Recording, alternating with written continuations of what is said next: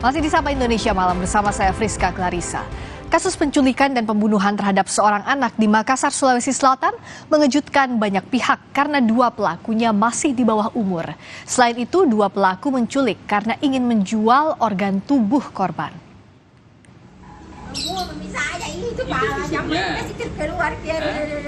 Seorang anak usia 11 tahun di Makassar, Sulawesi Selatan menjadi korban penculikan dan pembunuhan.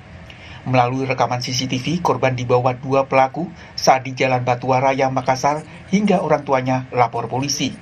Dua pelaku kemudian berhasil ditangkap dan telah ditetapkan sebagai tersangka. Dua pelaku yang masih remaja mengaku menculik karena tergiur iklan jual beli organ tubuh di internet. Namun karena tidak tahu cara menghubungi pihak pembeli, tersangka lalu membunuh korban dan membuangnya di bawah jembatan. Tersangka mengkonsumsi konten negatif di internet tentang jual beli organ tubuh. Dari situ tersangka terpengaruh, tersangka ingin menjadi kaya, tersangka ingin memiliki harta, sehingga muncullah niatnya tersangka melakukan pembunuhan yang rencananya organ dari anak yang dibunuh ini akan dia jual. Ini akibat mengkonsumsi konten internet yang tidak tepat, ya. Yang bersangkutan tidak punya jaringan, tersangka ini tidak punya jaringan. Komisioner Komisi Perlindungan Anak Indonesia Dian Sasmita meminta polisi mengungkap motif tersangka hanya terkait soal ekonomi atau ada hal lainnya. Jadi bisa melihat motif anak sebenarnya ini apa sih? Apakah hanya sebatas uang atau ada motif-motif yang lain? Nah ini malah makanya kerjasama penyidik dengan PK Bapas ini sangat penting untuk bisa mengungkap ini semua.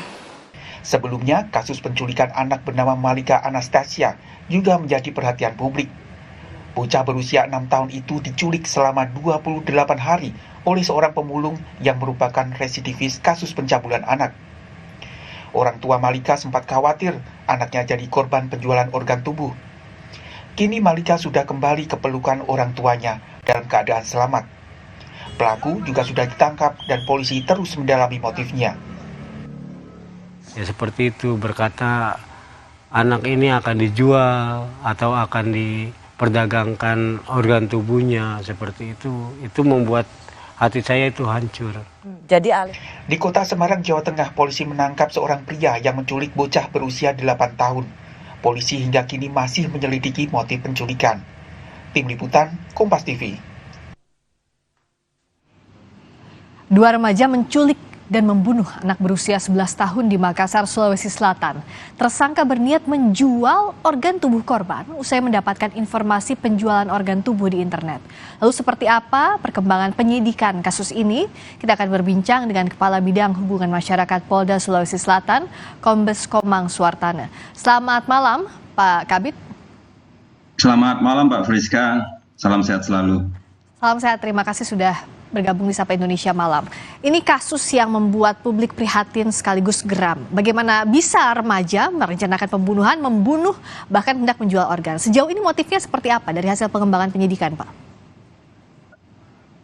Terima kasih, Mbak. Bisa kami sampaikan kronologis kejadiannya. Memang benar ada anak-anak di bawah umur, ya, pelaku berinisial A dan F melakukan pembunuhan berencana kepada korban berinisial FFS, ya. Ini terjadi sebelumnya pada bulan Maret 2022. Pelaku A ini melakukan searching di Google dengan website yang bernama Yandex. Itu berbunyi organ sale, yaitu ada transaksi jual beli organ tubuh manusia dengan nilai jual jutaan dolar. Oh, oke. Itu, Mbak. Jadi pada bulan Desember pelaku A juga memberikan informasi ini dan mengajak pelaku F untuk menjual organ manusia. Nah, kejadiannya pada tanggal 8 Januari 2023, pukul 17, pelaku A melakukan penculikan anak di bawah umur, yaitu berinisial FS dengan umur 11 tahun, statusnya sebagai pelajar. Dari hasil pengembangan penyidikan, di mana pelaku A yaitu mendatangi korban yang berada di depan Indomaret. Jalan Batu Raya nomor 14, pelaku memanggil dan membujuk saudara FS atau korban dengan iming-imingan 50.000 untuk membersihkan rumahnya di Jalan Batu Raya juga.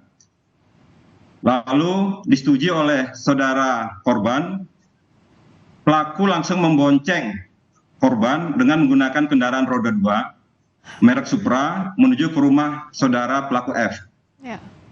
Nah, di sini pelaku A menyampaikan kepada pelaku F, ini ada korban. Ya.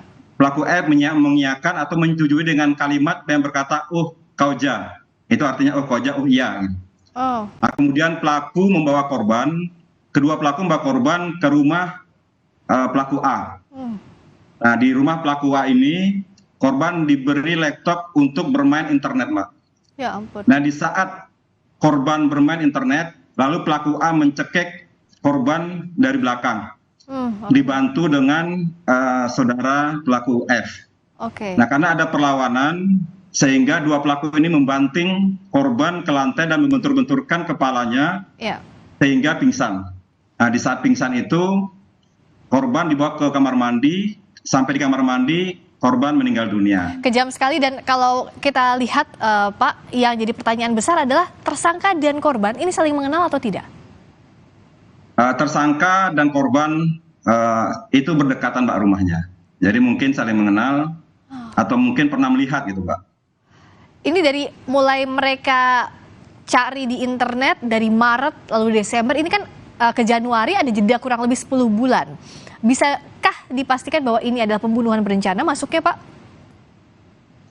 Dari motif yang kita lihat, Mbak, dari bulan Maret sampai bulan Desember dan kejadian pada Januari, mereka sudah berencana untuk melakukan pembunuhan. Siapapun yang dilihat, anak-anak yang dilihat akan diambil organ tubuhnya. Karena kita lihat bahwa motif dari pelaku itu terobsesi, Mbak. Ya. Dia searching di Google, di website Yandex itu organ sel, yaitu seperti apa yang disampaikan tadi oleh Bapak Kapolres Tabes, yaitu ingin mendapatkan uang secepat mungkin dengan uang yang cukup besar, gitu, Mbak. Ini sangat mengerikan. Kalau sekarang ini bagaimana proses pengembangan penyidikan sejauh ini, Pak?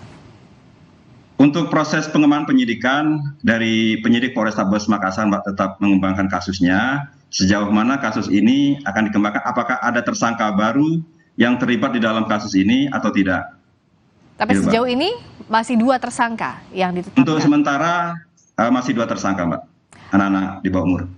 Ini meskipun mereka di bawah umur, tapi dalam pengenaan pidananya apakah dikenakan pidana di bawah umur atau tidak? Melihat motif, melihat mereka melakukannya ini dengan tega terhadap korban, Pak? Tetap, Mbak, kita akan menerapkan pasal, yaitu pasal 80 ayat 3 Undang-Undang Republik Indonesia nomor 23 tahun 2002 tentang pelindungan anak. Dan pasal 340 KUHP, sub pasal 338 KUHP, sub 170 ayat 3 KUHP, Mbak. Di mana hukuman penjaranya 10 tahun atau hukuman seumur hidup atau hukuman mati. Itu yang diterapkan pasalnya, Mbak. Jadi ada pidana maksimal seumur hidup maupun mati, begitu ya, di kasus ini?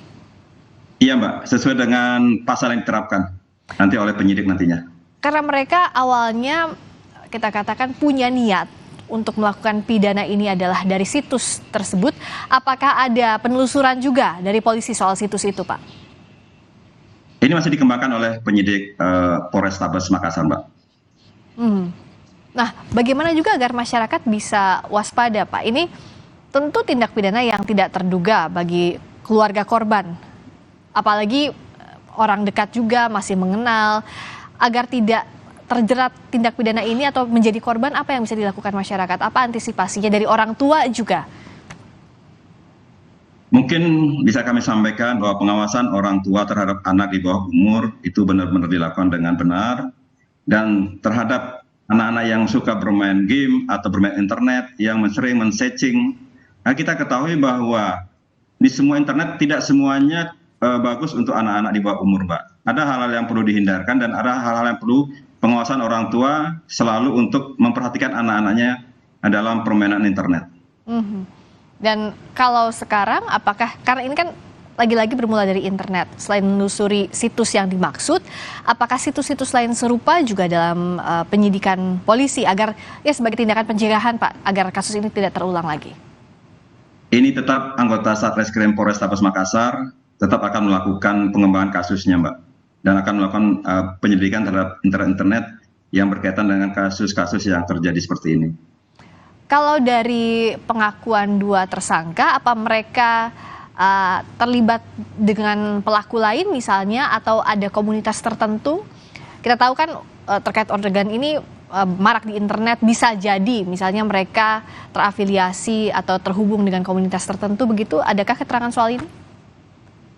Ini akan dilidik lebih lanjut, Mbak, ya, oleh penyidik Polrestabes. Apakah ada rekan-rekannya yang lain atau tidak?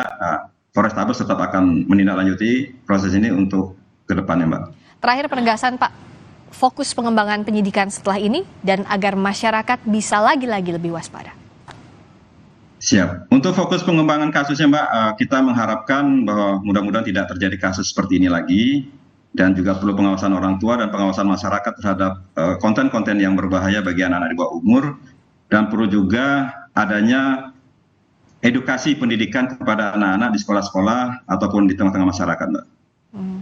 Pengawasan dari masyarakat, orang tua, tapi di sisi lain juga setelah ada tindak pidana ini harus ada pidana yang setimpal karena keluarga korban tentu saja saat ini berat sekali menghadapi kondisi dari meninggalnya buah hati akibat pembunuhan ini.